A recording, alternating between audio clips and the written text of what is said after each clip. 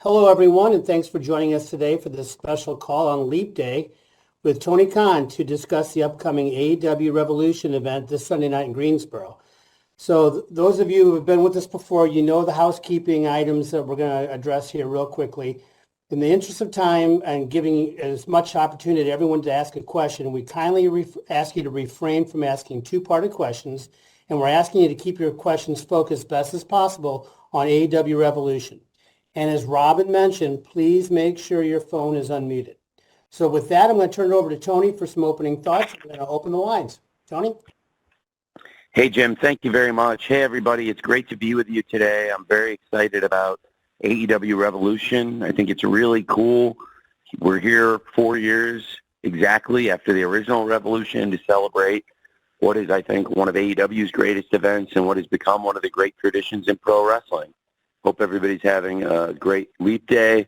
I hope Leap Day William has not visited any of you, and I look forward to answering your questions now on Revolution. Thank you very much. All right, Tony, thank you very much. So let's get after it. We're going to start today with Jim Barcelone from the Miami Herald, and after Jim and Tony connect, Dominic D'Angelo from Ad Free Shows will be next. Jim, you're up.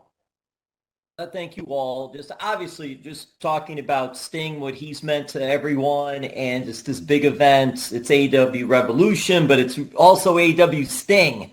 So just what are your thoughts of Sting and what he's meant to pro wrestling and what he's meant to AEW? It's a great question, Jim. I appreciate you leading off with that. I'm very excited about AEW Revolution, first and foremost being Sting's last pro wrestling match and Sting's retirement. I think he's been a huge part of pro wrestling for my entire life. He's been a hero since I was very young, and when Sting came into AEW, I was so excited, and this is exactly where I hoped we would get, setting up an incredible retirement match for Sting this Sunday at Revolution pay-per-view. He's an incredible pro wrestler and an incredible man, and giving him the send-off that he deserves these past few years has been really important to me. And now having a match for the weekend with high stakes, a personal rivalry, a great story, it's going to be a tremendous show, and it's got certainly something that nobody will ever forget, and that is Sting's final wrestling match, teaming with Darby Allin versus the Young Bucks. Sting is really important to all of us in AEW. I think he's not only beloved backstage, but he's a hero to a lot of us, including myself personally, and I cannot wait for this weekend and specifically this Sunday in Greensboro for AEW Revolution. I think it's the perfect place to pay tribute to Sting's great career in the Greensboro Coliseum. It was where Sting really first arrived on the national map in 1988, and it was very fitting that he had his final appearance last night on TBS. I thought that went really well, and we had a great go-home show last night, and certainly Sting coming down from the rafters one last time I thought was a perfect way to cap off the final Dynamite before Revolution and the final Dynamite of Sting's career, and a great way for Sting to make his last appearance ever on TBS, the Superstation, after 37 years on TBS, and I've been saying 36 years on top, really going back to that match in 1988, but 37 years having most of your career on one network and being so identifiable with it, it's pretty special and pretty rare, and it's befitting the great career and the great person that we have in Sting. Thank you very much, Jim. Thanks, Jim. Dominic D'Angelo from Ad Free Shows is next, and he will be followed by Steve Fall from WrestlingNews.co. Dominic? Tony, can you hear me okay? I can hear you. Great. Thank you. Oh, hey, awesome. Hey, okay. Looking forward to Revolution this coming weekend, and obviously Sting's send-off, big send-off. Wanted to kind of get a question about Jennifer Pepperman and the hiring of her and what that means kind of for the creative structure backstage. Would you have a kind of a game plan in place for her and implementing her into the program from a weekly basis, and how will that kind of change the process of AEW moving forward? Well, it's another person in what I think is a good process. I love collaborating with the people in the office, and Jen is somebody who's got a really great wrestling mind. I was in the office very late last night working. I think, we have a different crew of people that come week to week to Dynamite versus Collision sometimes, and some people make it to both shows, and Jen has been at both shows with me, and along with a great group of people. Last night I was in the office very late until the wee hours of the morning, making sure we had a lot of details figured out. Jen was one of the people I had there with me, along with Will Washington, Brian Danielson, Jimmy Jacobs, Mike Mansuri, and a lot of other people. We have a really strong group of idea people and a great group of coaches, and it's really nice to have somebody like Jen who has experience in pro wrestling, but also a lot of experience in television. And, it's the same process with more ideas and more people added into it. And Jen's been fitting in great. A lot of the people who had worked with Jen previously had really great things to say about her, and my visits with her, I really liked her a lot, and she was very excited about what she'd seen in AEW, and, she's fitting in great, and I like working with her a lot, and so it's great to have another person with great ideas and contributing in the room, and she's learning AEW, I think, day in and day out, more and more and more.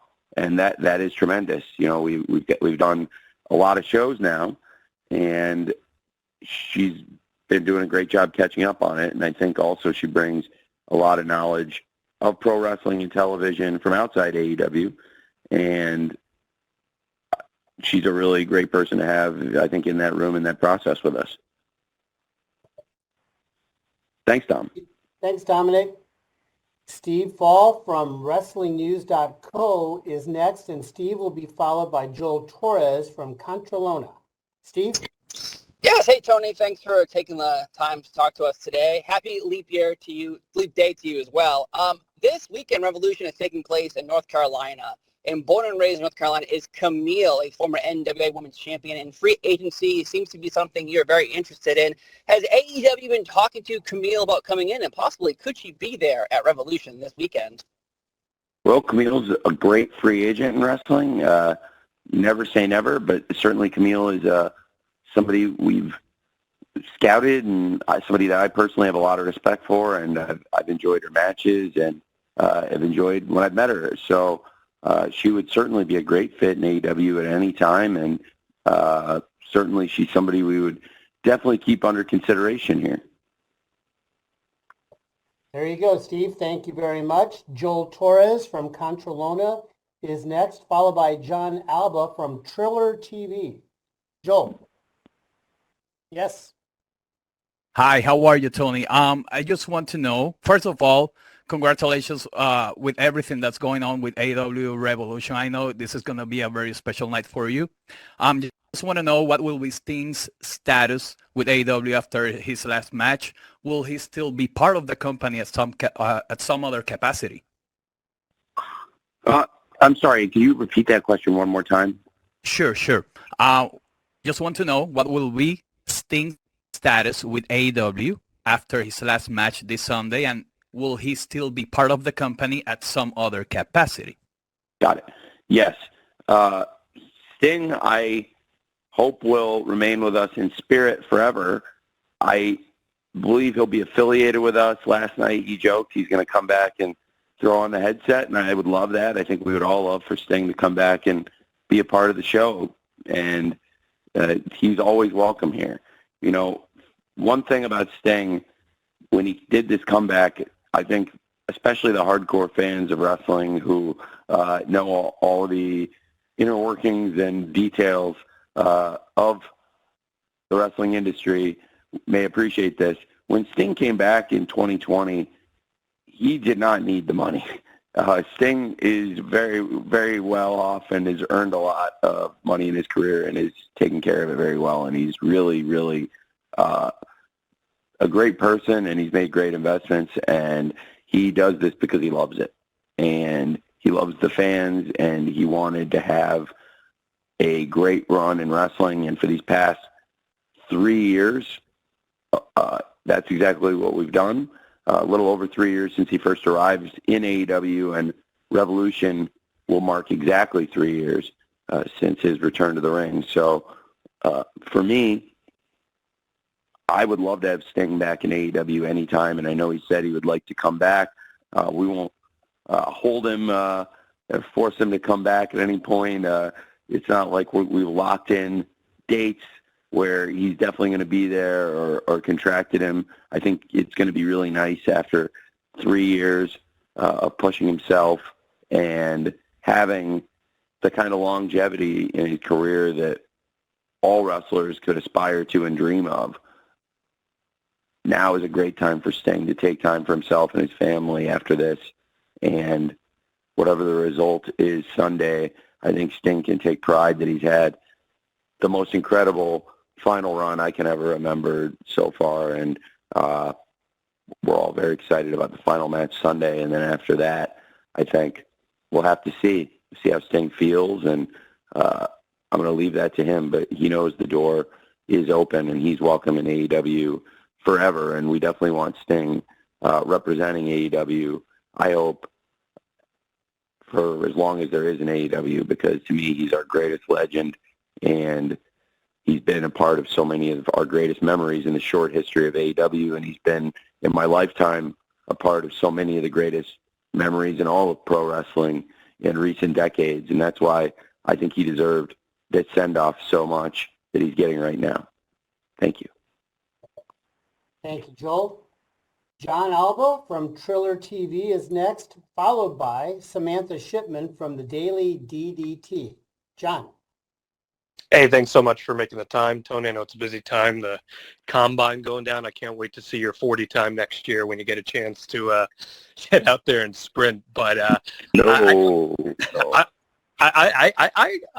confident you could put out a good show there. But I want to ask, Revolution's kind of AEW's big Q1 event that you guys have every year. So looking ahead at Q2 and Q3, do you have any projections as to when there might be some sort of an update as to media rights deals domestically? And what's the current outlook on that, especially as we've heard talks recently with WBD and Paramount and some other entities as well?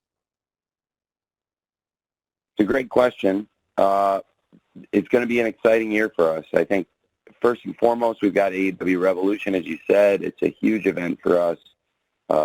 And now, 4-year anniversary of the original Revolution. It's crazy. This is the 5th Revolution, and it really represents the 5th time through the full pay-per-view cycle for us. And I thought that was pretty cool. And speaking of cycles and media rights and all of these great things, it's a big year for us out of the ring. It's going to be really important for us to keep performing, keep having strong results. We're coming off AEW Dynamite as the #1 show on cable last Wednesday. We've had a really strong year and strong results, strong set of finishes. We've done really well in comparison to other major sports leagues. Several times this year, AEW on Wednesday nights actually beaten the NBA straight up and in the demo.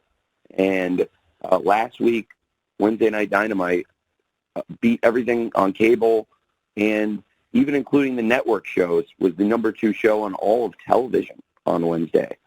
Really, really strong results. I think it's exciting for us going into Revolution this weekend to feel like there's a lot of great momentum around the company, but also important to the company, the fans, and really everyone that works in AEW. We've got a huge opportunity coming up. AEW's media rights will be negotiated this year, and we're in a great position. I think it's really exciting for the company and the fans going forward, and we've really been a great performer for TBS and TNT over the years, and it's a great relationship. And certainly when you look at the history of wrestling, I think it's very fitting. We're celebrating the great career of Sting and the history of Sting, specifically on TNT and TBS, the Superstation. I really love that, and these facts are not lost on me. And also, I'm a very loyal person, and I really am very grateful for the opportunities we've gotten here. And I think it's a great place to be Warner Brothers Discovery, and it's changed a lot in the time I've been there. While we've been AEW and there's been consistency, and I've been at every show, and the management has not changed wholesale. There's been effectively consistency within the management of AEW, and there's been a lot of changes in Warner Brothers Discovery in these years. And right now, I think changes for AEW have been for the better. We've been able to expand our programming.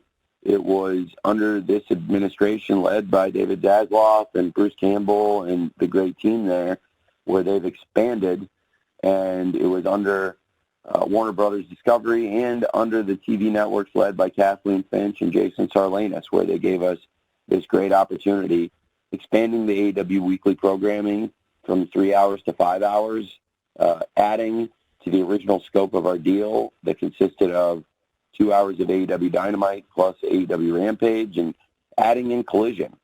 Some of the best wrestling matches, some of the best moments, and some of the best shows in all of wrestling in the past year have been on Collision. The show has brought in new audience and has given TNT a lift on Saturdays, and it's really given us a boost too.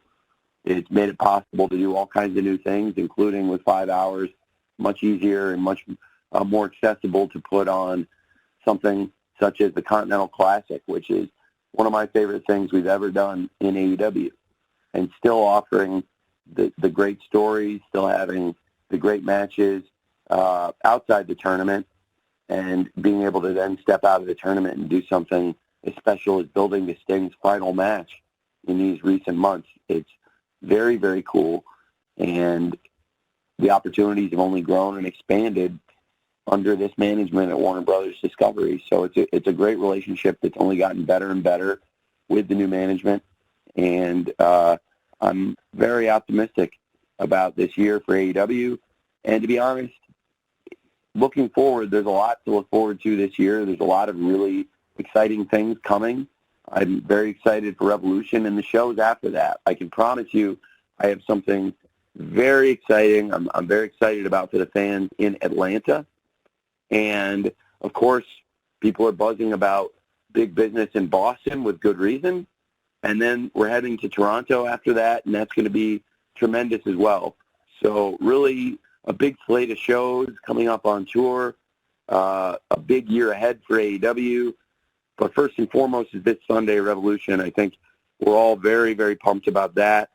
And that'll really give us a lot of great momentum, I truly believe, going into the big rights renewal year for AEW and all that entails for us going into the media rights renewals. Thank you for asking. Thanks, John. Samantha Shipman from the Daily DDT is next. And I'm going to follow Samantha with a write-in question from Kimmy Sokol from the Pop Break. But first, Samantha. Hi, Tony. How are you? I am great. Thank you. I'm doing tremendous. Thank you very much. Good. Looking forward to being in attendance for Revolution this weekend. And so I wanted to go back to Jennifer Pepperman and her experience that she brings. And so obviously we've noticed lately there's been a renewed focus on the women's division. So did that push you to hire a woman in creative to kind of give her perspective on women's stories? I think we were really excited about what has been happening. I've really enjoyed working with the women in AEW and Ring of Honor this past year, and there is that vibe. Not only is it a vibe on TV, but it's a vibe in AEW and ROH. The women's locker room has never been more energized, and there have been great matches. There's great stories happening in AEW and ROH, and I feel like the depth of talent has gotten stronger and stronger. Independently of that, trying to expand our team, I really like the people I work with, and we've added new people. I mentioned a lot of the people in the office. You know, we have a great group of coaches. I love working with the people on the coaching staff, including Sanjay, Sarah Stock, Pat, Buck, QT, Rocky Romero, and so many others on their individual ideas on the matches they're working on, and then taking a big view of the company. Of course, we've got a bunch of great people with creative minds. You know, I mentioned I was in the office very late last night for hours after we shot Dynamite and Collision, just going through ideas and spending time together, drinking coffee with Will Washington, Jimmy Jacobs, Brian Danielson, Mike Mansuri, and now I thought Jen Pepperman adds a lot to any conversation she's in.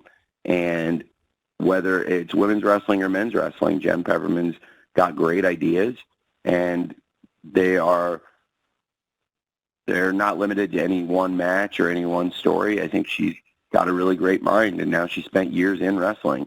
You know, I love the world of soap operas, and I think it's fascinating the work she's done. She's an Emmy Award-winning filmmaker, and it's a very different medium, soap operas, but obviously there are similarities, and it was a unique hire when she joined pro wrestling, and now she's learned the wrestling business. There are a lot of wrestlers that have great experience working with her, and so she was a popular hire.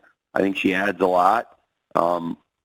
She would add a lot to any women's story. She can add ideas, but she also adds ideas to men's stories. I think any aspect of wrestling or television that you're working on, Jen can be insightful, and she's very additive. So I wanted to bring Jen in to help just with AEW all across the board, and I think she's been doing a great job. So really excited about what we're doing across the women's and men's wrestling in AEW, and very excited to add another great person to the team backstage with Jen. Thank you. Thanks, Samantha.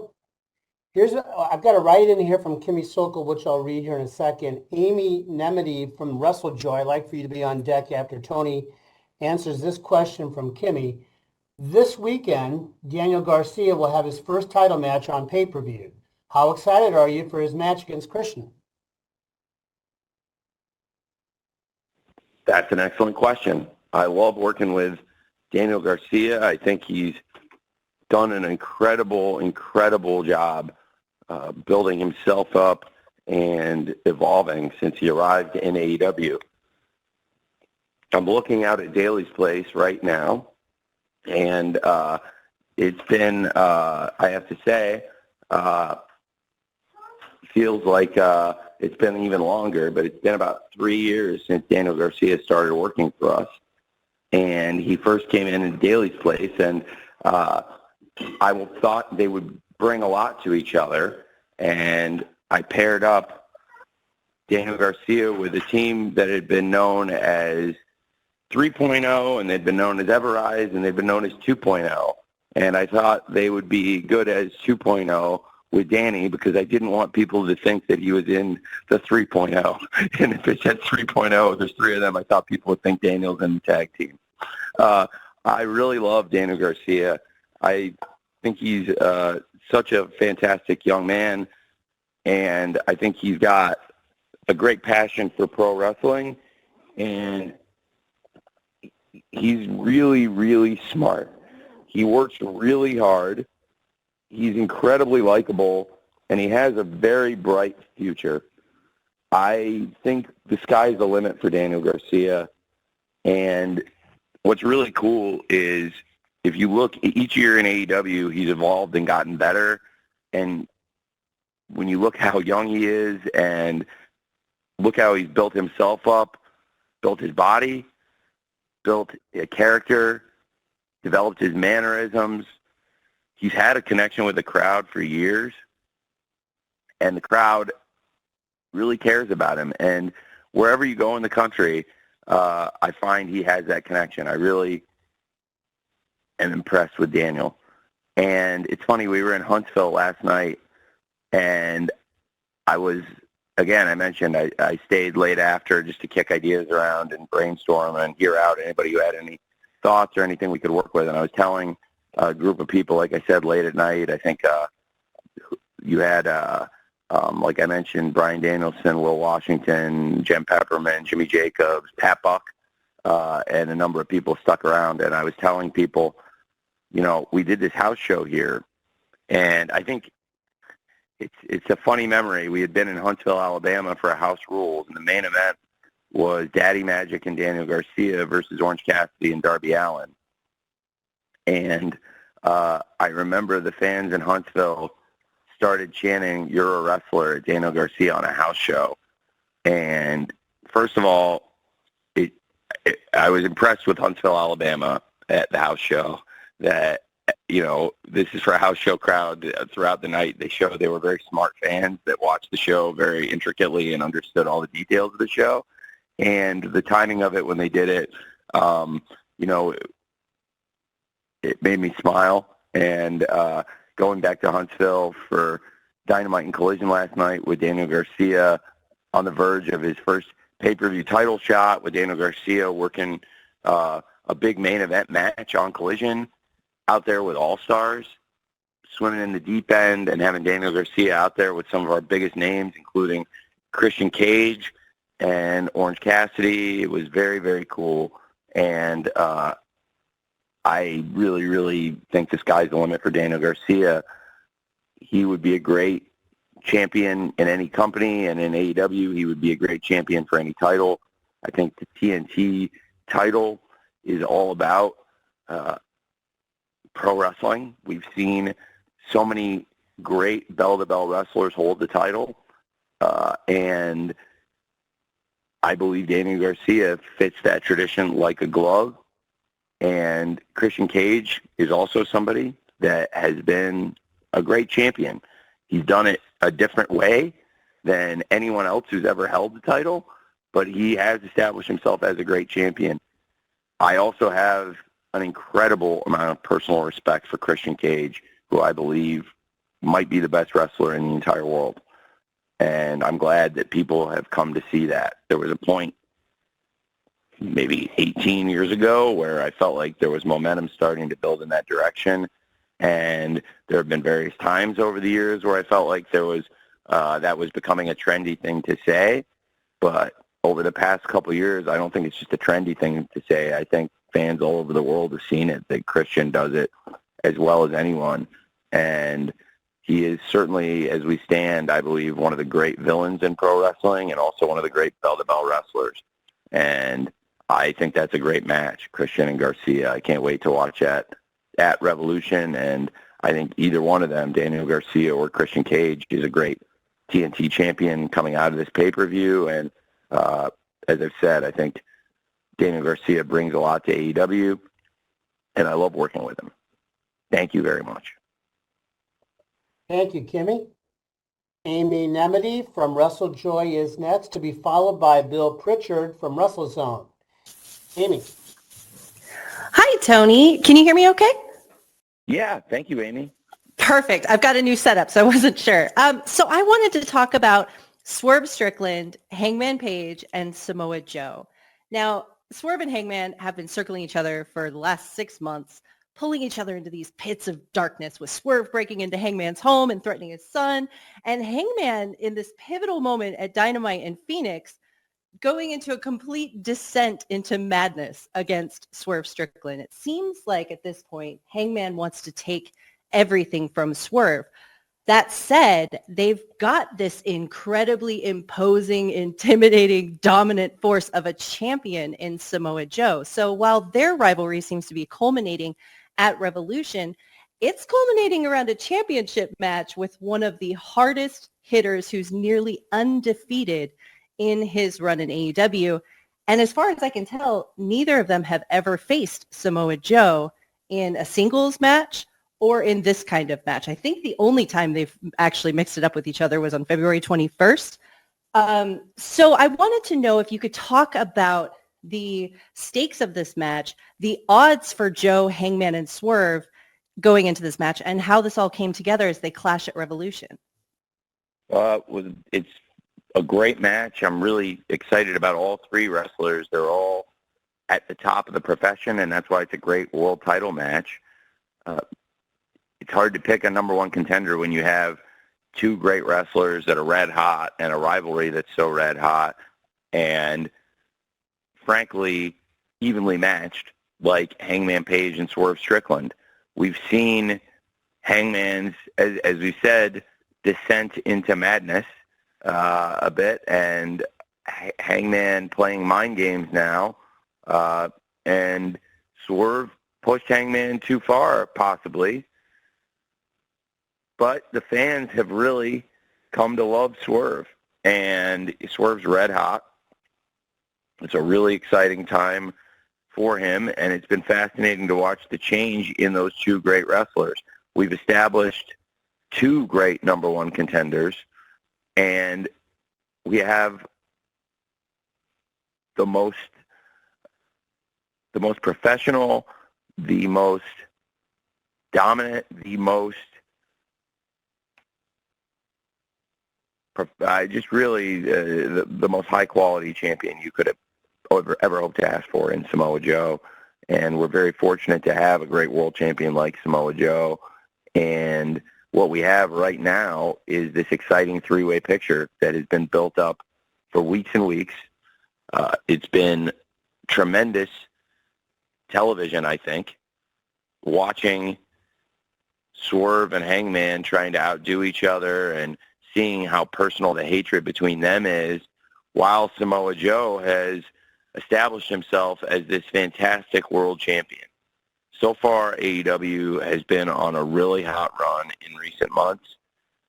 Since the start of 2024, and I think we ended on a great note with the Continental Classic and a lot of the great things we did to end 2023, and going into 2024, I felt like we had a lot of positive momentum, and Samoa Joe walking into the new year as a world champion has been fantastic. And now, as you said, it's this first-time match, first-time encounter, first-time Hangman or Swerve has had a chance to challenge Samoa Joe for the championship, or even really get into that kind of a singles match type situation with Samoa Joe. As you mentioned, the first time they were all out there together for a match was that six-man tag match, that trios match that was really exciting and put us on this path to Revolution. I think it's a great world title match.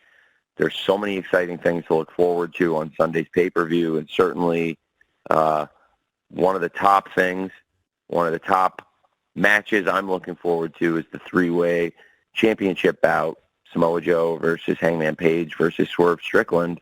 Should be a great show, and I think that's going to be a great match. Thank you very much. Thank you very much, Amy. Bill Pritchard from Russell's Zone is next. Paul Berry is on deck from Newsweek. Bill? Hi, Tony. How are you? Hey, Bill. Doing great. How are you, man? Doing good.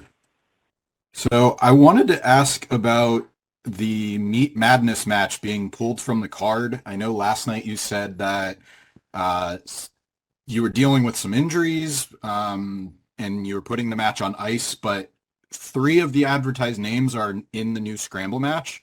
So I was wondering if you could talk about how big the original match was supposed to be, or if you could talk about some of the injuries that you're dealing with in that match. Yeah, absolutely. Absolutely.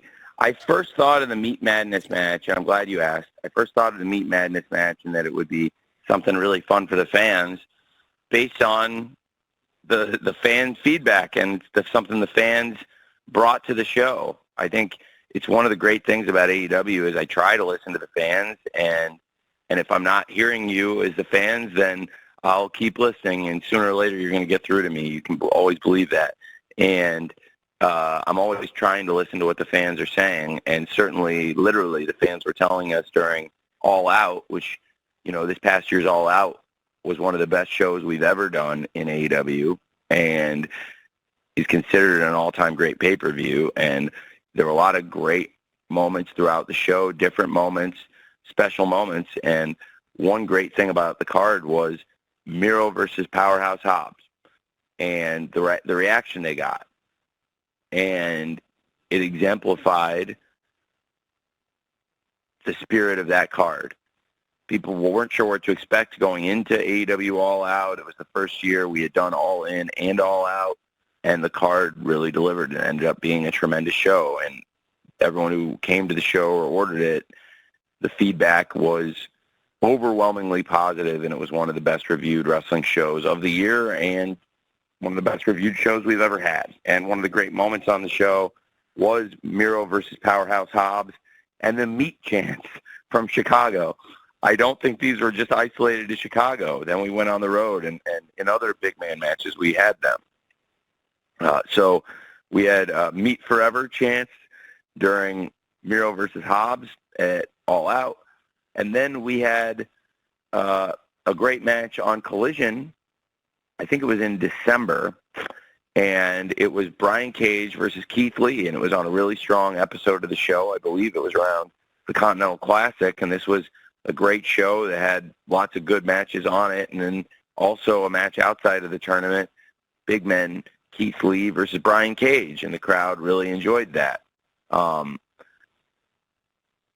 Now, I wanted to put a lot of the big wrestlers and get the crowd fired up for a multi-man scramble, a Meat Madness match. And I think the crowd would enjoy it and it would be a lot of fun. But some of the wrestlers I was hoping to use, including some of the wrestlers I just named, who were these, the Miro versus Hobbs chant and the Keith Lee versus Brian Cage. Right now, they're two great wrestlers in AEW. Just an example, Miro and Keith Lee are both out. Neither one is available. And some of our big men being out injured, I wanted to have the depth in the field to do the match I'd really originally envisioned, and I think people would enjoy that. But it's a great opportunity. I think we had named Hobbs, Archer, and, of course, Wardlow in the card, and with Hobbs, Wardlow, and Archer, they're not only three great big man wrestlers, but they've all had great experiences in AEW. They've all been in great big main event matches and wrestled on the TVs and the pay-per-views, and I thought having them involved would be great. But since we didn't necessarily have the depth and we're missing some of our big guys to do the Meat Madness multi-man scramble, I think it's a great opportunity. Also, we have some other great stars and rivalries in AEW we could showcase. So instead, I made it an all-star scramble, and it should be a fun match. And when we get all of our big men healthy at the same time, I still really want to take the Meat Madness concept off the shelf and get it out of the freezer and thaw it out. But until then, I put the Meat Madness on ice. Thank you, Bill. Excuse me. Paul Berry from Newsweek is next. Paul will be followed by Dave Meltzer from Wrestling Observer. Paul. Yeah, thanks very much. Thanks for the time, Tony.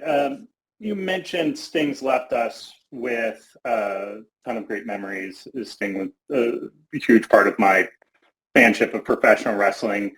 I wanted to ask you what your first memory of Sting, where he really left an impression on you, and what it was about his work that connected with you personally. The first WCW show, thank you for the question. The first WCW show I ever saw was Super Brawl 1. And my parents made dinner, I believe it was a Sunday night, and it was in the middle of 1991, and I was 8 years old. And the first match I actually flipped on was Dustin Rhodes versus Terry Taylor. And I had seen Dustin Rhodes before wrestling on TV, and I'd grown up watching the WWF until for the first few months, and then started to expand and watch other wrestling. And so when I was 8 years old, the first WCW show I ever saw was Super Brawl 1. And the match I had really been looking forward to on the show, from reading magazines and reading about the people in the match, was the Steiner brothers versus Lex Luger and Sting. And Sting, Lex Luger, and Ric Flair got tons of write-ups in the wrestling magazines that I would read in the supermarket, but I hadn't seen them yet.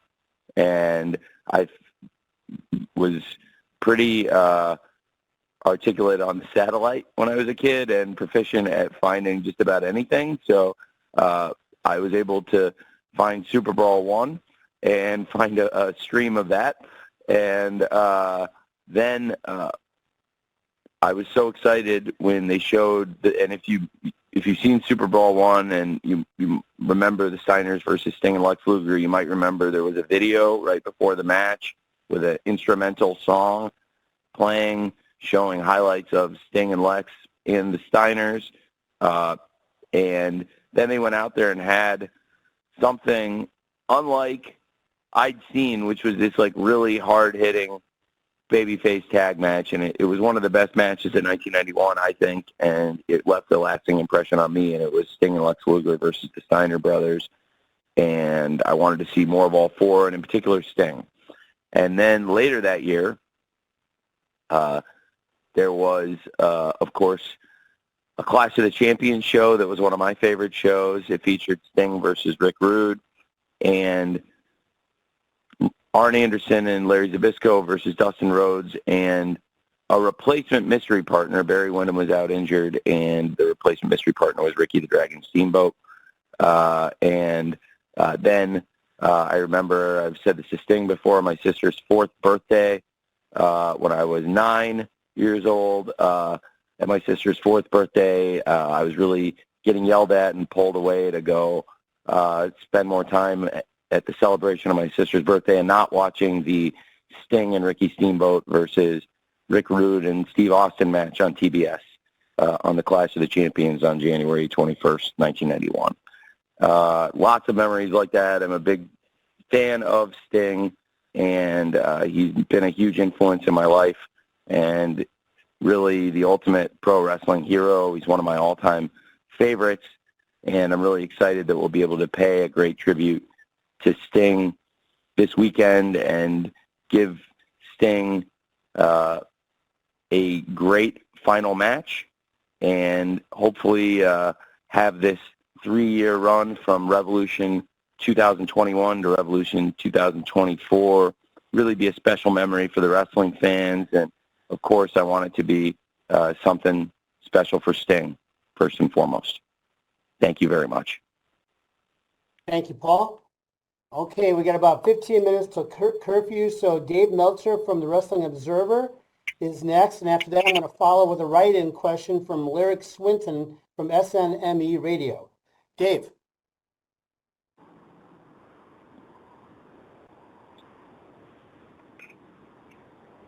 You hear me? Yeah, hi, Dave.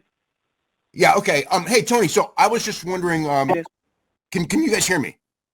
Yeah, I hear you great, Dave. Okay, great. Yeah, I was wondering, like, as far as, like, your projections, you know, as far as the economics of the company for 2024, I mean, do you have are you kind of close to a number of pay-per-views you're planning this year? And as far as profitability and everything, you know, how close do you feel you can come this year? And you know, what kind of goals do you have basically for 2024? It's a great question, Dave. Thank you. Well, first of all, on pay-per-views, last year we expanded the calendar very successfully. You've written probably more about that than anybody, that it was really a highlight of our business this past year, expanding the pay-per-view calendar the past few years. We launched AEW in 2019, and through the first full year, that first pay-per-view cycle was really 4 events, and we successfully added a fifth event in 2022 with Forbidden Door, and that was the biggest debut of any of our events at that point. And then this year we expanded that calendar again and went from 5 events to 8, and again, it was very successful. I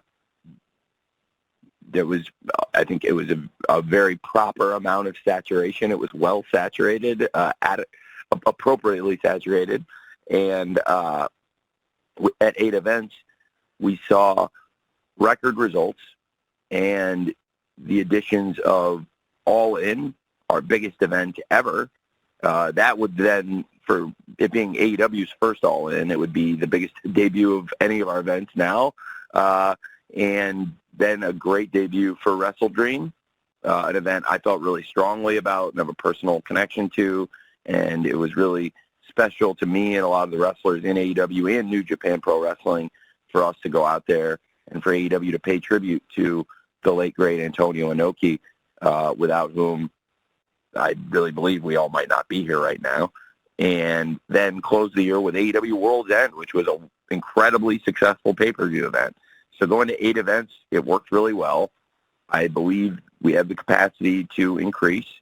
I think this year I would, if you if you force me to say, to use an expression I use in the back a lot, if you force me to say, if I had to say, I would probably, and I don't have to say, so, but I want to be open and honest. I could see this year being 9-10, and I think 9 is probably a good sweet spot. But it feels like that's about the right number, and I don't want to make a huge change or increase, but definitely 8 was incredibly successful, and I don't want to do anything totally different, but I do see an opening for 9 probably, and maybe 10, but 9 feels like a great number for us right now, particularly when you also consider I put on 3 Ring of Honor streaming events annually. That puts you with AEW doing really our strongest 9 possible events, plus these 3 events that have a great tradition. I think they were ROH's 3 strongest events, which is why I've kept them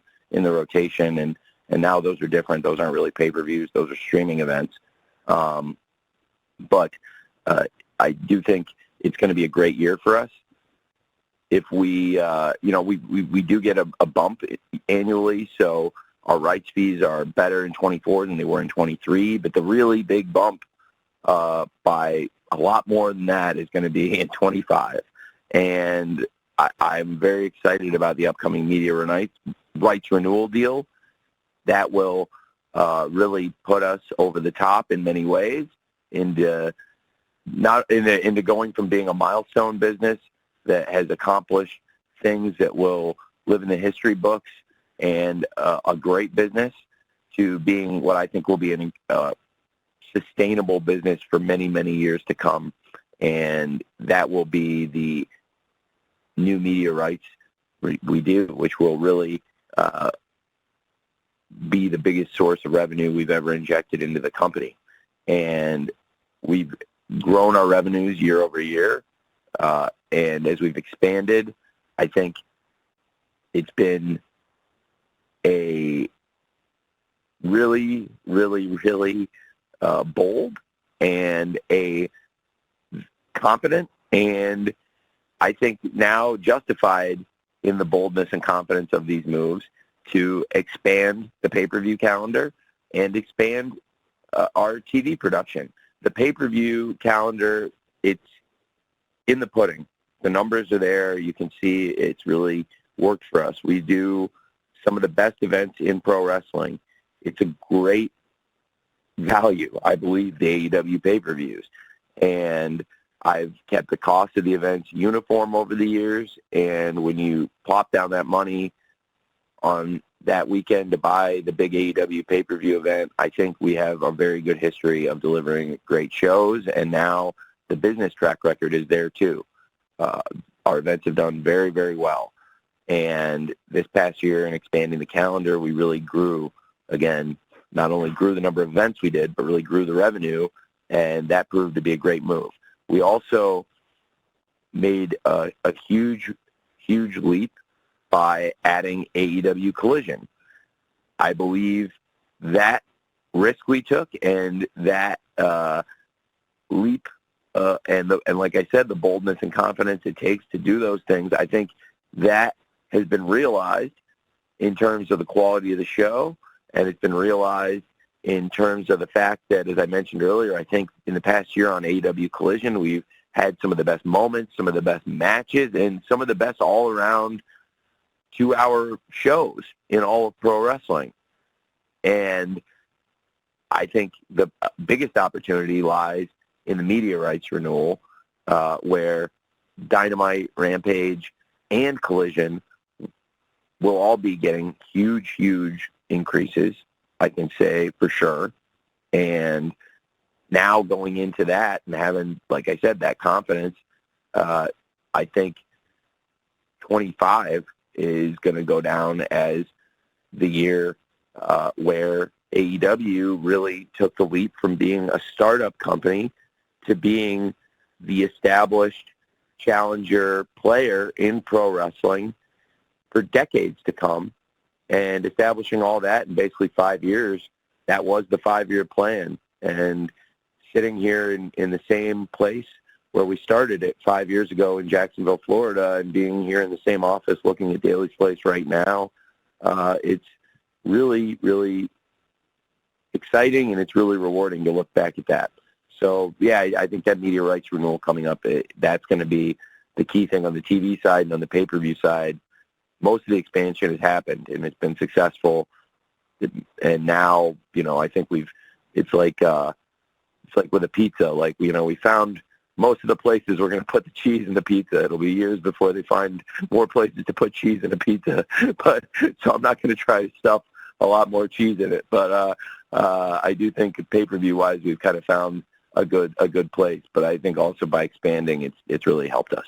So thank you. As you can tell, I love talking about the business side of it too, almost as much as I love talking about the wrestling side of it and having Sting's retirement match at the Greensboro Coliseum on Sunday. So thank you, Dave.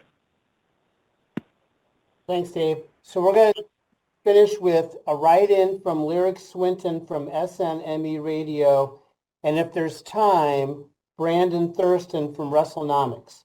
So Tony, the question from Lyric is, we've seen a big renewed focus on the women's division as of late, including the impending AEW Big Business. So can we expect to see a women's Face of the Revolution match or possibly a women's Continental Classic tournament? These are great questions. I think we're building that depth in the division and getting to where we're having better and more consistent matches. It took us years and years as a company to get to where we were able to have the Continental Classic, because the quality of the wrestling and the depth of the wrestling has gotten to, I think, an all-time high on the men's side. Now on the women's side, it's really taken that lead too. So it's about having the consistency of the matches and the quality of the wrestling week to week and that consistency. And I think we've been getting better and better there. So we're taking great steps. Very excited about some of the great matches we've had on TV lately and some of the great wrestlers. I think Chris Statlander and Sky Blue last night was an excellent match. And I thought that really on Rampage, a very underrated match was Anna Jay versus Mariah May last week. I think we've got a great match coming up with Rio versus Trish Adora. And there's a lot of great things happening in the AEW women's division and in the ROH women's division. We have a great world champion in Athena. Athena continues to deliver on ROH, great matches, and a great tournament field and exciting matches happening right now in the ROH women's TV title tournament. I think when the consistency's there, where we can put out good matches week to week to week, I would love to be able to expand those match types and try that in the women's division, which is getting better and better each week. And I think everyone's seeing that. And just based on the questions I'm getting, basically every question is acknowledged. The matches and the shows around the women's division have gotten better and better. So it's really exciting times there. And for all of us in AEW, a lot of exciting things happening for everyone, and definitely for the women's division in AEW and ROH right now. Thank you, Lyric. Okay, with 3 minutes to go, the final question and the time for the answer will be Brandon Thurston from WrestleNomics. Brandon?